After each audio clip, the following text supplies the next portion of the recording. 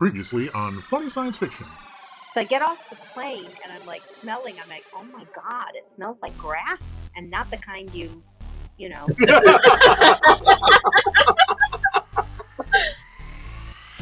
Hi, I'm Armin Shimerman, and welcome to Funny Science Fiction Podcast. Podcast where we try to find the answer to the following saying. Sometimes the only thing more dangerous than a question is an answer. Or in this case, the three of us in front of a microphone.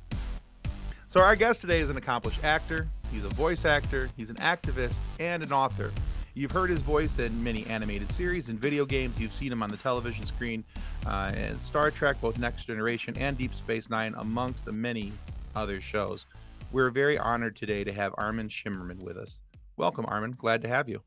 Thank you. Nice to be here. Yeah. So we're going to get to all the Star Trek fun soon enough because Nick and Kathleen are chomping at the bit to ask you a few questions about the Trek. Because there's plenty of fodder there with all your acting there in both Next Generation and Deep Space, of course. But before we get into that, I want to talk to you about the books that you've written. Because I had a chance to go to your website, kind of look those things over, and I'm hoping I'm pronouncing this correctly, but is it the Illyria series? Illyria. Okay. I knew I was going to get it wrong, but I was going to go for it anyway. You're closer than most. Woohoo! I'll take that. Closer than most. That's the best description of me that I think I've ever heard. Closer than most. Okay. All right. So for this series, what was the impetus for starting this particular series? And could you explain the basic story for those who aren't familiar with your writing? Sure. I have always been a Shakespeare scholar, and I've done about a third of the plays, but I'm fascinated with the life that surrounded the plays and the playwright and the people of the time. And one of the people that lived at the same time as Shakespeare did was an incredible Renaissance man named John Dee. And as I began to explore the life of John Dee, who was a necromancer, astrologist, an astronomer, a mathematician, many things, a spy, I decided I wanted to write a novel. Well, I had already written novels about John Dee, but I really wanted to write an accurate novel of John Dee. The other novels I wrote were science fiction novels and took a lot of liberties. So I wanted to write a real story of John Dee, and that was the inspiration for this. And I included the character of a very young 16-year-old Shakespeare as his sort of Watson to his Sherlock Holmes, because he is on a spy case and he's trying to figure out the loyalty of a particular count. At that time in England, there was a great deal of anger and frustration between the two religions, between Catholicism and Protestantism. The Queen was Protestant, of course, and most of the country had been and was Catholic. So there was a great deal of division, perhaps a little like our own times. And so the story is about that. It encompasses 3 novels. It's always meant to be a trilogy. The first book came out in November of last year. The second book comes out in November the 5th of 2021. And the third book will come out a year from then, 2022, November the 5th. Why November the 5th? That's a holiday in England. It's called Guy Fawkes Day. It also happens to be my birthday. That's a solid choice. Remember, the 5th of November. That's right, exactly right. Oh, well, we look forward to the newest release. That's exciting. So, as Tim said, and as my background shows, I might love Quark just a little bit. It's a lot. I love you as well, Catherine. So But I you still have actually... to pay for your drinks. But you still have to pay for your drinks. Oh, of course. And I am horribly, horribly overdressed, but we'd have to change the rating of the show, and it gets a little scandalous. So I grew up watching DS9, and it is by far my favorite sci-fi series. It's close tie to Doctor Who, but they are neck and neck. And having played Quark for 172 episodes, I have to wonder, what is your 173? Is it? Because I played one on Next Generation. Oh, true. That is true. Well, 172 on DS9, but yes, 173 episodes of Quark, which I love him. So, what is your favorite rule of acquisition? Enough is never enough. Ooh. Do you have a reason behind that, other than it's just fun to say? It's fun to say. It's rhetorical, and it carries a wallop. I think for everybody, enough is never enough. It certainly was the raison d'etre for my character. Absolutely, enough was never enough. Definitely. So, as you mentioned earlier, you absolutely love Shakespeare and like all things Shakespeare. So, how did you bring your love of Shakespeare into the various roles that you have played? That's a great question. Thank you, Nick. Most of the Star Trek actors are classically trained. Most of us have done a great deal of Shakespeare. Perhaps it's the need to be able to get around technobabble on Shakespeare and make that language sound plausible, which you have to do in Shakespeare as well. But one of the things that I teach when I teach Shakespeare is something called rhetoric, about how you put words together. That's why I like enough is never enough. It's a repetition of the word enough, and that's what they call. Oh my God, I've just forgotten the word for it. Language is what Shakespeare and his contemporaries and everybody really up until the 20th century was interested in. And so when I perform, it's not just about my heart, it's also about my ability to speak the language that the writers have given me and to communicate the whimsy of the language to an audience. So that's what I did in Star Trek. That's what I do in all my roles. I look at the language. I look, of course, at what the character wants and needs to do, what he feels. But I also want to make the language come alive, which they gave me every opportunity on Star Trek, on Buffy, and on other shows. I could definitely see the Shakespearean influence with Principal Snyder, even. Yes, he's a little bit of a Malvolio, and I'm not sure that I actually based that character on Malvolio. But before I was Quark, I was another Ferengi called Letek, and if you look at that episode, that character has a slight limp, a slight hunch in his shoulder, and certainly Richard III was the inspiration for that character. Unfortunately, I'm not happy with that performance, but Richard III was the inspiration for that performance. So Richard III was the inspiration for the original Ferengi. That's really cool. That's interesting.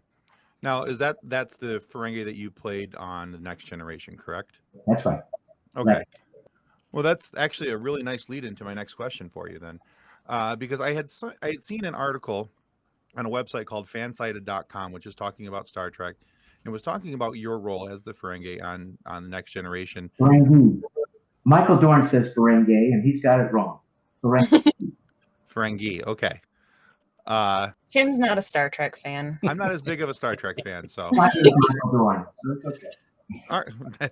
Well, good. All right, I'm in good company then.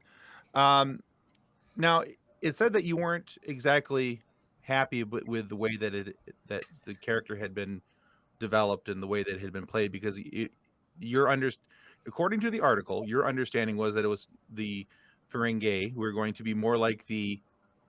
I'm still probably pronouncing it wrong, and I'm sorry. We're talking about the original Ferengi you're talking about, right? Yes. That they were supposed to be portrayed more like the Klingon. That you thought that's how they were going to be, more of a warrior tribe instead of comic relief. You're going in the right but wrong direction. Okay. They had a vision. It wasn't that I was upset with them. It was rather I did not fulfill their vision. The onus is on my shoulders, not on anybody else's, except possibly the director. But I failed them miserably as far as portraying the original Ferengi. The Ferengi, as you started to say, were never meant to be comic. They were meant to be ferocious. They were meant to be the nemesis that the Klingons were for the original show and certainly for Next Generation. But I failed that. I didn't give them the performance they wanted. or that they asked me to do, for that matter.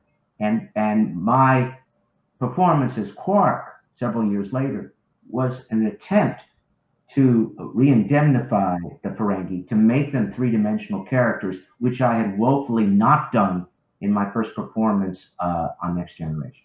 Okay. Well, that's because that's what I was curious about, was what was the difference between how they were portrayed in your mind between Next Generation and Deep Space Nine, and you've answered that.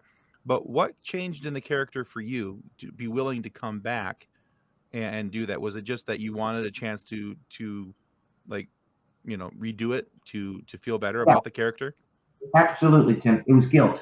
It was out and out guilt. I felt so guilty about how badly I had performed on Next Generation with that new species, the Ferengi, that I wanted to have a do-over, and I got that do-over, and I had the help of wonderful writers who pushed me in the right direction, for which I'm enormously grateful. I also wanted to make the paycheck, Tim. Also important. When the opportunity of being a series regular on a Star Trek show was, for me, a huge Star Trek fan, a great, great, great opportunity. And I consider myself one of the luckiest people alive that I got that opportunity.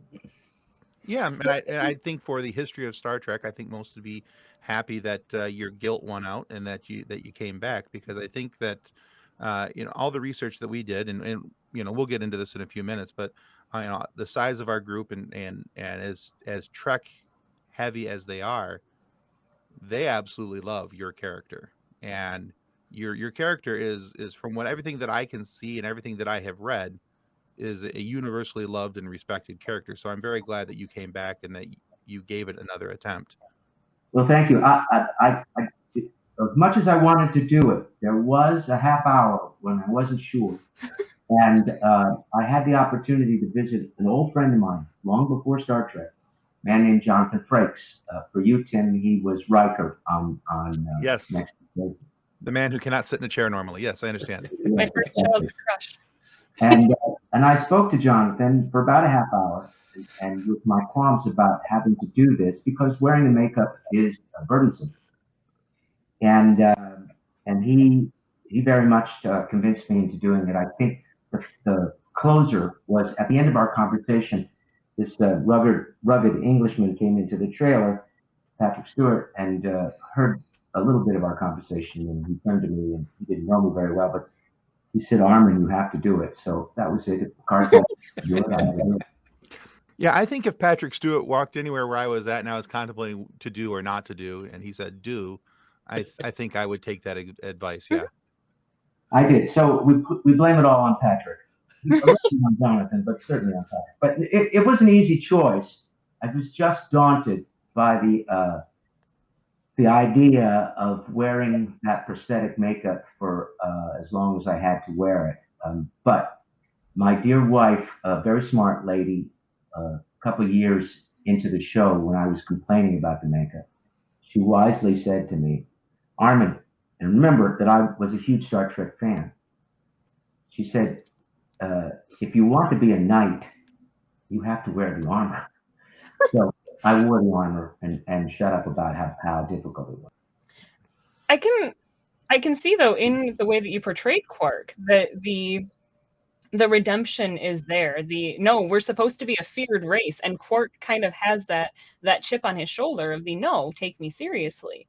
And I think that that's part of why we all love him so much. Thank you for that, Kathleen. That was an agenda of mine. You have to take me seriously. That was always under my performance, because I was fighting that perception that they were comic characters. Mm-hmm.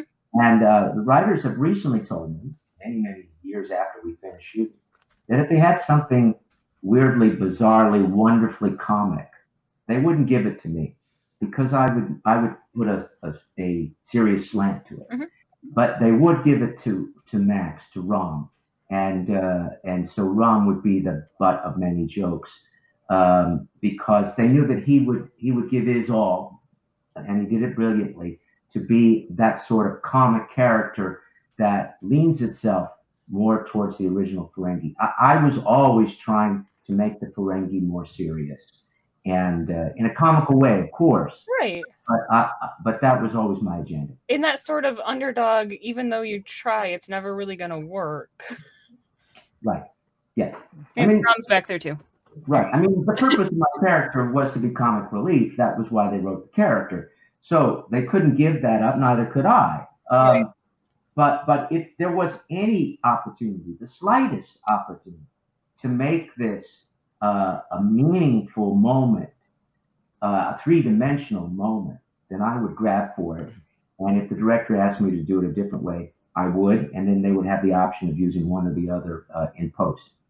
And even the way that Quark argues with Moogie with the, no, you have to do this. You have to take these roles seriously. What are you doing? It's like, even in battling with his family, you see that come through of the, no, we're going to be taken seriously. Right. Thank you. Yes. If that came through, Kathleen, you've made my day, because that's what I tried to do for some. It totally came through. I think Quark was the only one who took the Ferengi seriously. Well, he wasn't the only one. He wasn't. Not certainly did. Rom did. We all did. We all took them seriously at times. But we also knew there was a little tongue-in-cheek about some of the things we did. Some were more eager to embrace the farcical side of the characters. I was up for it, but I wasn't eager.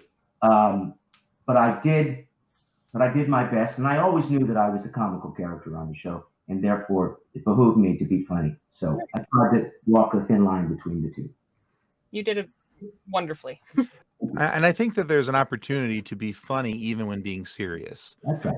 You know, there's serious comedy where, you know, somebody is playing the straight man, and the straight man can be the funny man by being the straight man. Mm-hmm. And I think sometimes that gets overlooked because we're in an era where people want the slapstick and out funny. Mm-hmm. And I think that if you look back over the way, you know, certain characters are played, to me, many times the funniest of it is when the straight man makes the joke, you know, almost in humor.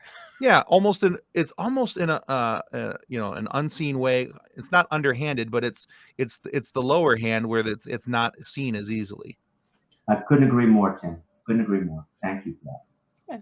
So in addition to being the television famous bartender and a high school principal and judges, you've got a notable list of video game roles that I noticed are mostly villains. So what interests you playing? Don't know why that is, although at one time it's hard to believe. That's the great thing about doing voiceovers. There was one cartoon, just Justice League, I believe it was, where I actually got to play the voice of Superman. So not necessarily a villain. But most of the time, yes, I'm cast as villains. Don't know why that is. I did take a movie a couple of years back called The Fifth Passenger, because the character was not a hero by any means, but he wasn't a villain. And I said to the director, I took this because this is the first time I'm not playing a villain. And he was happy to have me, and I was happy to do it. I read online somebody referred to Principal do that. I actually, after years and years of playing villains, I didn't know if I could come across as a non-villain, because there must be something in me intrinsically that indicates that. I must believe that, or else I wouldn't have played so many villains. So I didn't know whether things that I wasn't aware of in my own personality might be coming through in that performance. I've seen the picture; it's quite good, and I guess I was wrong about any worries. There's nothing villainous or evil about the performance. So happy about that. Yeah. I read online somebody referred to Principal Snyder as a villain of nuisance, and I'm like, that's good. That's good. Yeah, I think he was a nuisance, and he was never supposed to be around for very long. They had told me early on, we're going to rotate principals in and out on a regular basis. And I said, great, because I got a day job, you know? Yeah. Because I was shooting Star Trek at the same time I was shooting Buffy. And yet they kept me around for 3 years. I know that the last episode of the 3 seasons that I was in, I immediately, when I got the last script of the season, I went to the last page and said, okay, how do they kill me off? And surprised for 3 seasons that they haven't. All right.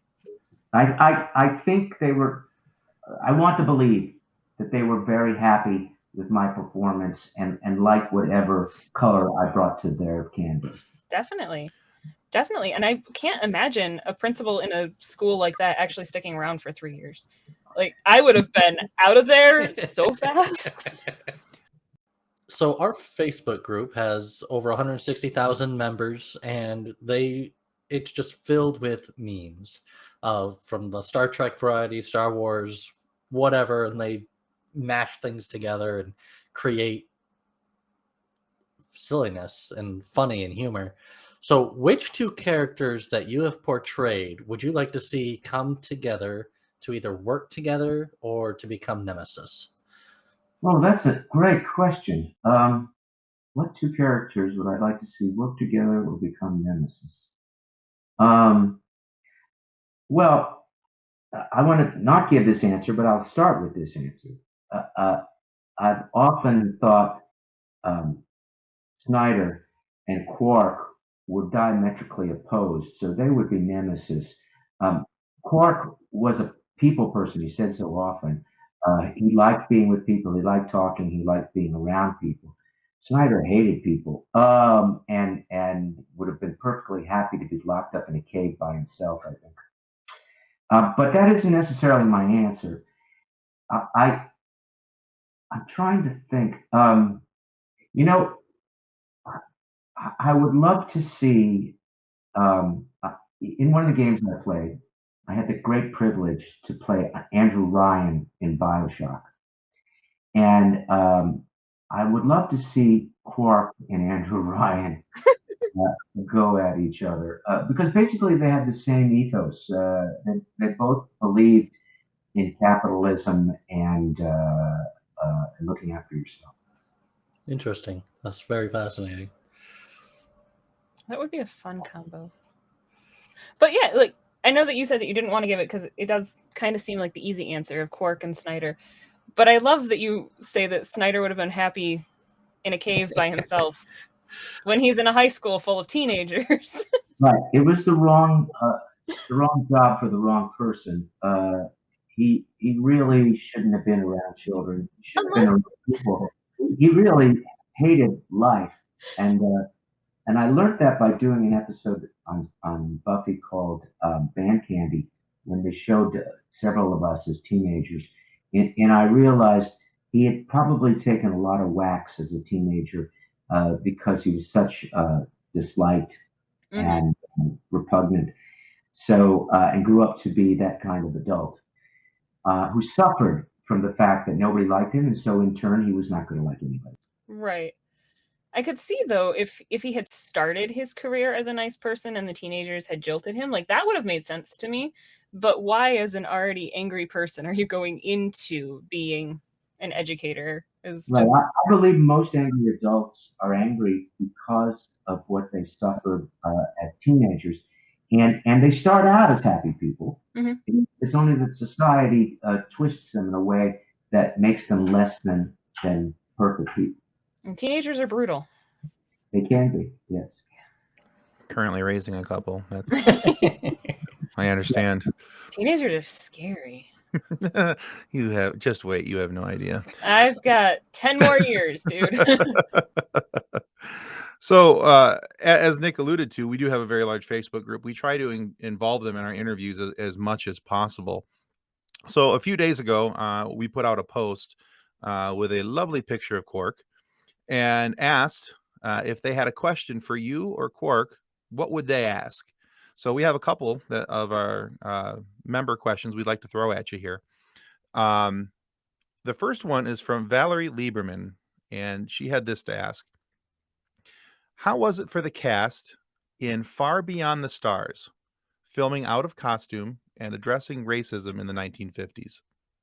Well, that's our favorite episode. I speak for the entire cast. I think all of us agree that that's our favorite episode.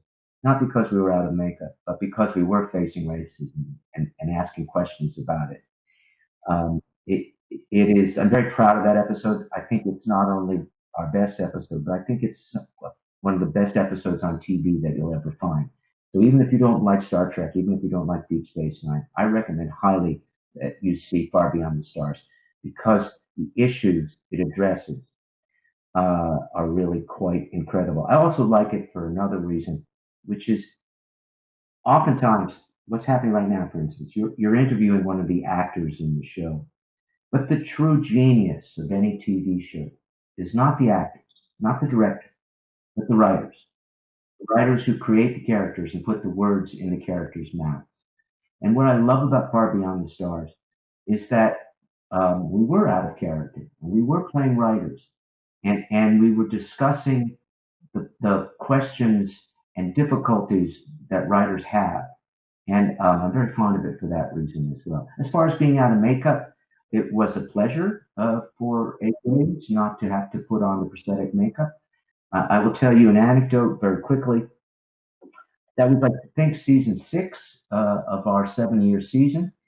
And I remember the prop master came over to give me something as my character in Far Beyond the Stars. His name was Herb. And his name was, the prop master's name was Pat. And Pat looked at me out of makeup. And he had seen me hundreds of times out of makeup. But he looked at me in front of the camera out of makeup. And he said, Armin, it's very strange for me to look at you without the makeup. Which was flattering, but also hard to understand because, as I said, he'd seen me many times out of makeup. Mm-hmm. And we were also playing different characters. I had the discussion with the director, with Avery Brooks. Avery wanted me to do something in a sort of Quark-like way. And I said, Avery, I don't think so. I think Herb is a totally different character than Quark, and that all the characters that we're portraying are different than their essential beings on Deep Space Nine. And I don't necessarily have to be greedy as Herb. I don't have to be obnoxious as Herb. I have to be a writer and address this as a writer would. So that's my long-winded answer for that lovely question. We love long-winded answers. Long-winded answers are the best answers. You do, right, Tim?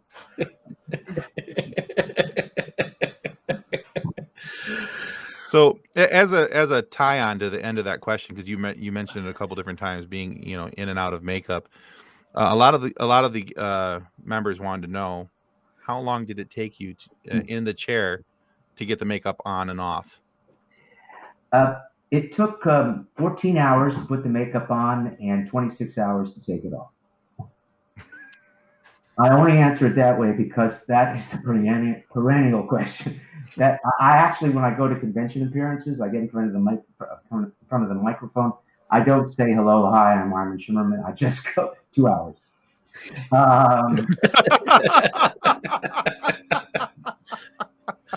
I mean, it's an it took 2 hours. Yes, it took 2 hours to put the makeup on. And the question that no one ever asked, which was much more important to me and to my makeup artist, was that it took an hour to take it off.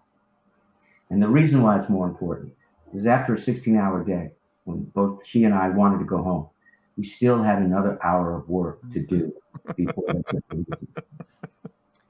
Understood. Okay. So Tim used a question from the group.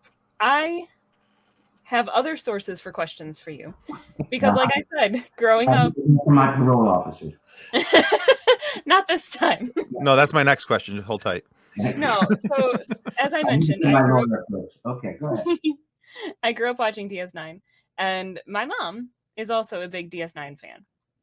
So she actually wanted to know if the physical appearance for Quark for the Ferengi came before if the physical appearance for the Ferengi came before the written character, I guess is how she was wording it. No, for you and your mom, I don't know the specific answer to that.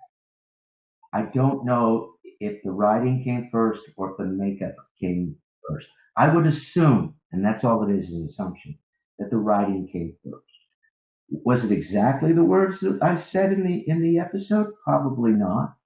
But what's also interesting, and this is a scoop for your blog and your listeners. We love those. There is a new Ferengi on, I think, Prodigy, Star Trek Prodigy or Discovery. I'm not sure which of the two shows. It's probably Discovery. And the makeup that he had is actually the real original Ferengi makeup.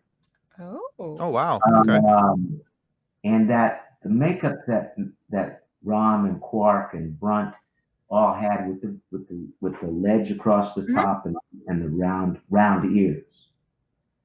That was not the original makeup. It was a much more elfin look than a pumpkin look. And I don't know why they changed it. So when you ask that question, I can't answer what came first, but I'm also mystified about why they changed it. I do know, well, that's a question you haven't asked, and I won't bore you with it. But so I don't have an answer. Oh, that's all right. You know, as a person who was picked on for having large ears growing up, I loved the Ferengi's ears. Well, you can see that you and I have that in common. I hide mine in my curls. If I had curls, I would hide them. My mom was absolutely terrified of the Ferengi. They went to Las Vegas once, and there was a guy dressed up as a Ferengi and was chasing her around, and she was just like freaking out. Well, I love that guy. I've forgotten his name, but he was terrific. I'm sorry to say he passed away. Oh. But I loved what he did in the restaurant, and was a big fan of his. That's awesome. Nice. Another one of our Facebook group members, Jess Van Gosen, wanted to ask, what was your favorite Quark episode or moment? There were several. It's hard to say which one. Certainly one that a lot of people are aware of is what we call the root beer scene between Quark and Garrick. There was a speech they gave me, which I just loved, which is to Avery, and I can't remember. I guess I do. It was a siege of AR, whatever the numbers are that follow it, where he explains how the Ferengi are different, better than humans. Mm-hmm. I like that a lot. There's an episode called All the Way Home, I think it's called, or something like that, which was early on. This is about the third or fourth episode of Deep Space Nine. There's nothing special about it that I can point to, like the speeches I was just mentioning.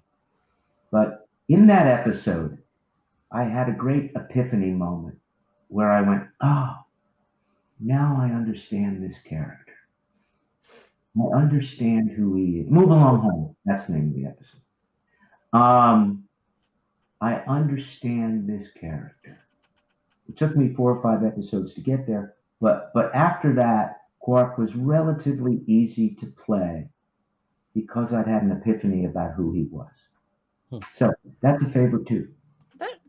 That's awesome.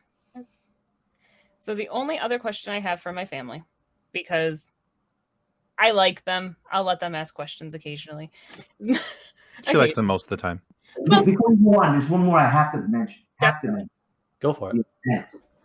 Which is an episode between Quark and Odo, which Renee and I did on a mountaintop. I love that episode for the episode, but I also love that episode for the special time that Renee and I had together. We loved working together. We didn't actually work together that often. Both he and I used to say, you know, this relationship that everybody's fond of, it didn't happen that often. Right. But in that episode, The Ascent, it did. So I'm very fond of that as well. I'm sorry to have interrupted. No, it's totally fine. Odo's worth interrupting my brother for. It's all right. So my brother Fred wanted to know if you got to keep any cool souvenirs from the set of DS9. And specifically, he wanted to know how many bars of gold pressed latinum you have. I have no bars of gold pressed latinum. That's a shame. And when the set was being dismantled, I made a point not to visit the set and take anything from the set. So for a number of years, I had nothing from the set. However, a couple of years later, I was at a dinner party, and I had mentioned this to one of the set designers, Doug. And about a week later, Doug delivered something from the set to my house. And people can't see me on the blog, but you guys can. I keep looking over my shoulder because over my shoulder right here is a an ornamental piece from Quark's bar that Ooh. hangs on my wall. And thanks to Doug, I have that. But That's I awesome. didn't secure it. Doug did. And speaking of Odo, when they were taking the set apart, I think Renee drove up with a pickup truck, a sledgehammer, and took as much stuff as he possibly could. That's fantastic. I wouldn't blame him. So much for the lawkeeper, Well, there is that. All right, Armin, we've had an absolute blast talking with you. We're so glad that we've been able to cut out a few minutes to have this conversation. But we are at the part of the show where we like to run our guests through a little quiz. It's just a little fun thing that we like to do. And the quiz that we're going to put you through is called Name That Movie's Year. So, well, there's 5 questions. Each of the questions are multiple choice. You'll have Nick and Kathleen will run you through a series of questions. Each question, they'll give you 3 movie names, and each one of those movies came out in this year. And there's 3. They'll give you 3 years to choose from. Okay. Okay. Now, if you get out of the 5 questions, if you get 3 of the questions correct, we would love to send you one of these. There, get into camera. There it is. I always have a problem with this. The I Gave to the Red Shirt Widows and Orphans Fund coffee mug. And then if you get 4 questions correct, we want to give you the mug, and we're going to send you this book, which is called Custodians of the Cosmos, which is, we get it in the camera. There's multiple books. And then we're going to send you also Drayton's new book, which is called Dances with Aliens. I don't expect to get any of these right, so I don't think I'm going to get any. In all reality, we'll send it to you anyway because we like you. Yes, I had a feeling you might. So. And then, of course, if you get less than 3 questions correct, we have to do what we call a fun sequence. We would like to take a picture of you, make a meme out of you, and put it into the group for everyone to enjoy. Would you be okay with that? Yes, absolutely. Okay. I assure you, it will be tastefully done. Something with Quark, I'm sure. All right, Nick, take us away. So these 3 movies came out in which year? Well, let's give you the 3 movies first. Spaceballs, Princess Bride, Full Metal Jacket. Was it 1983, 1989, or 1987?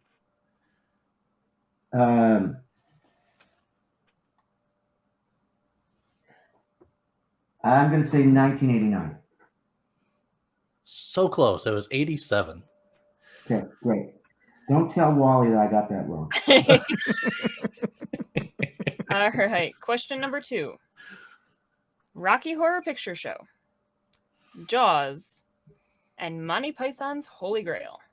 Was that 1971, 1975, or 1978?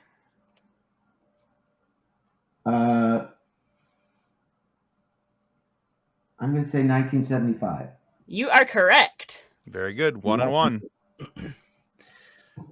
Batman Begins, Hitchhiker's Guide to the Galaxy, Star Wars, Revenge of the Sith.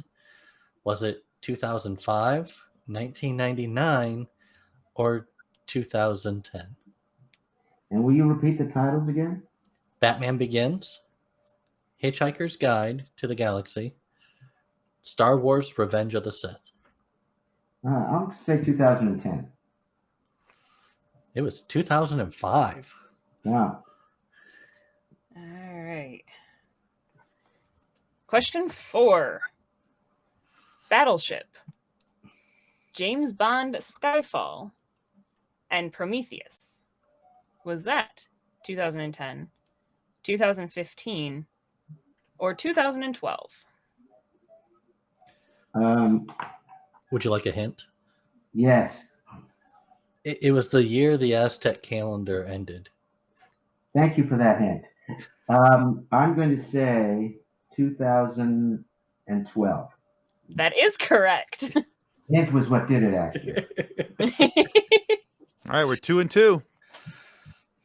No, we're not. We're not 2. I got totally 2 out of 2. I have many more. I think I'm 2 out of 4 at least. Well, yeah. Well, no, 2 wins, 2 losses. That's what I meant. But 2 and 2. Back to the Future 3, Edward Scissorhands, and Tremors. Was it 1990, 2020 or 1960? 1990. Yeah. That is correct. All right, that is 3. So That's because I was in that one. Which one were you in? Tremors. you were in Tremors?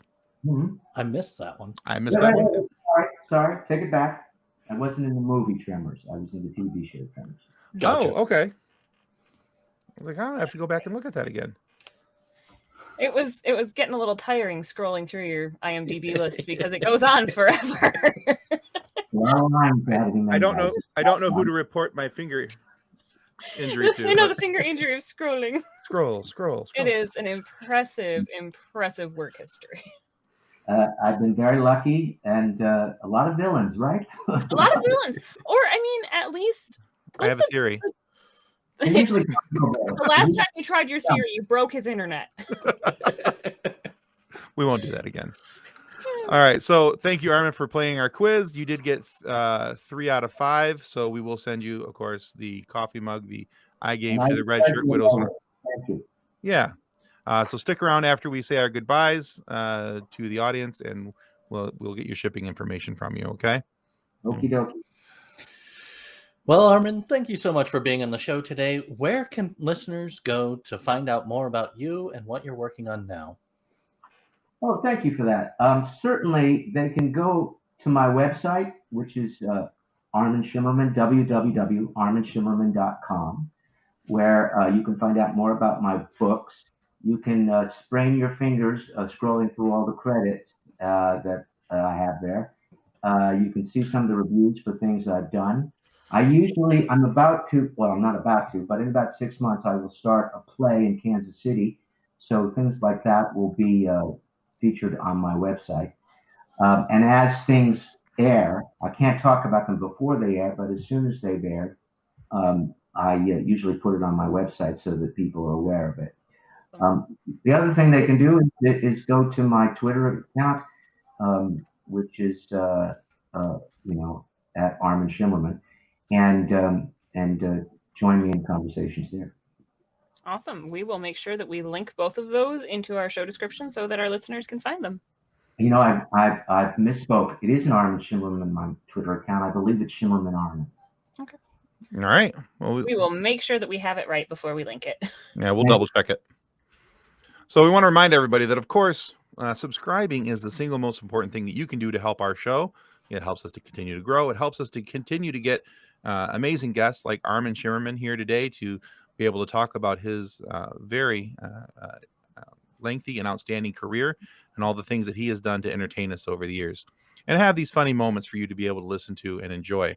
So please subscribe. It helps us more than we can ever tell you. And make sure that you go check out Armin's work as well on his website. There's a lot of really cool information there. And go buy his books. You won't be disappointed. Now, if you aren't happy with the content of our show today, please feel free to lodge a complaint with the head of our complaint department. That, of course, is the Terror from the Tick. Sure, he's a homicidal maniac, hell-bent on the destruction of mankind. But on the plus side, he really likes to hand out punishment to those whom he feels worthy. And a little pro tip, everyone's worthy in his opinion. So make your complaint, but send positive thoughts as well, because it's not going to end well for one of us. Well, thanks again, Armin. Thank you. And thank you for the plug from the Tick. Now that was heavy makeup. Oh my God, that was a heavy makeup job. But thank you. Thank you. Thank you, Tim. Thank you, Kathleen. Thank you all. Thank you so much. And thank you to Aladdin for sending me to you. Oh, of course. Yeah. Excellent. All right. Goodbye, everyone. Thanks for listening. Bye, guys. Bye. Our show is brought to you by our charity sponsor, the Red Shirt Widows and Orphans Fund, which supports the Wish Upon a Teen Foundation that helps out sick kids when they need it most. And just imagine the comfort you will give crewman number 47. He'll know that when he puts on the red shirt and makes a trade of gold press latinum with the Nagus, he'll know that he didn't leave his family destitute and without hope, because the Red Shirt Widows and Orphans Fund has his back. And the rights to desecrate his cells for profit.